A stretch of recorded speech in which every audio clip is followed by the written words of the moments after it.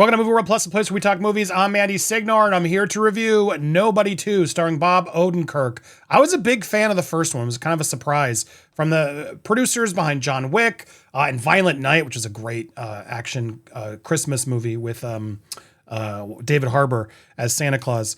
Nobody 1 was something I was really surprised by and had fun with. It was so cool to see Bob Odenkirk become this action hero. And so when I saw the trailers for Nobody 2, with this whole idea of him trying to go on vacation as this illustrious hitman, it looked really funny. It looked really fun. That's what I expected going into it.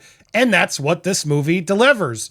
Hutch, as he's known, is has to repay debts from the first film and must go out there and take care of bad guys or people that his bosses deem are bad guys. And he's very good at his job. And he is definitely some good sequences in the beginning. But overall, you can just tell he's exhausted. He's struggling with his wife and his family. He's not getting to see them as much. He's having to hide things, even though he sort of knows they know what he does because of the first movie. He's having trouble at home. And so he basically demands a break. And he gets a vacation and he decides to take the whole family back to where his dad, Christopher Lloyd's back as well, to where they went back in Plummerville, to this sort of water park, amusement park that his dad, when he was little, like the one vacation they got. So he thought, I had so much fun then. Let's go back and sort of revisit it. But of course, there's more to this place and why they're there, and everything runs to chaos as one would expect.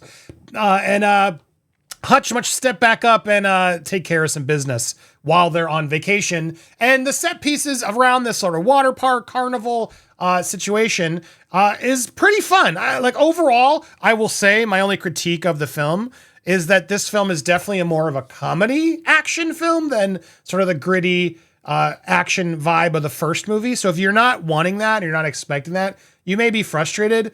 But based on the trailers, that's what I went in wanting. Bob Odenkirk to just kick bad guys' butts, to defend his family. That's what this movie is. The film is nice, like 80 or 90 minutes. I love when these films don't clock in at 2.5 hours, 3 hours. So many of these movies today are just far too long. And so it's nice when just like Naked Gun, it's nice to get another like 85-minute action comedy film. That's always been my genre. So Nobody 2, I have to say I was pleasantly surprised by it. It's a lot of fun. There are some fun sequences. Colin Hanks is in there, sort of this bad sheriff guy who basically Hutch upsets because when the family goes out there, they sort of stop at this arcade. And his son, who is also starting to show signs of aggression, gets caught with some guy who then tries to make a whole scene, another kid rather. And it obviously turns, and then they don't know who they're messing with because one of the security guards pushes his daughter, and then it sets a chain reaction of things that all went off. And I kind of enjoy the fact that he's trying this whole movie not to get set off. He's trying this whole movie to take a break. That's really what the movie's ultimately about. Is he ultimately this job that he has? Is he doing it against his will because he's paying off a debt, or is that who he is? And then his family, are they going to support that? Can he still be with a family? Are they going to sort of run away from him? Those are the themes that Nobody 2 faces that was nice. I got to say, I really enjoyed the relationship between Connie Nielsen, who plays his wife, and Hutch. They have a good relationship there that it was fun. It was a fun sort of, you don't know where it's going to go, and I don't want to keep giving you too much about the spoilers of this. I'm talking plots, but you don't fully know the direction where things are going to go. And is this couple going to last? Are they not? And it's overall fun. I couldn't find a good still of her, but Sharon Stone also plays this bigger bad guy as the movie progresses, Ladina. And she really gets to chew the scenery up, have some fun. It's nice to see her back and have fun with it. She definitely is like a big psychotic sort of villain character that comes in midway through and becomes the person. It's nice to see her have fun with it. Connie Nielsen gets to step up and get a little bit more involved this time in a fun way. Christopher Lloyd, man, I love some Christopher Lloyd, but how old is he? He shows his age, but it's nice to see him still in there being part of this. Anyway, he's in there. He's back. And yes, RZA shows up as well. The brother gets a phone call and gets involved.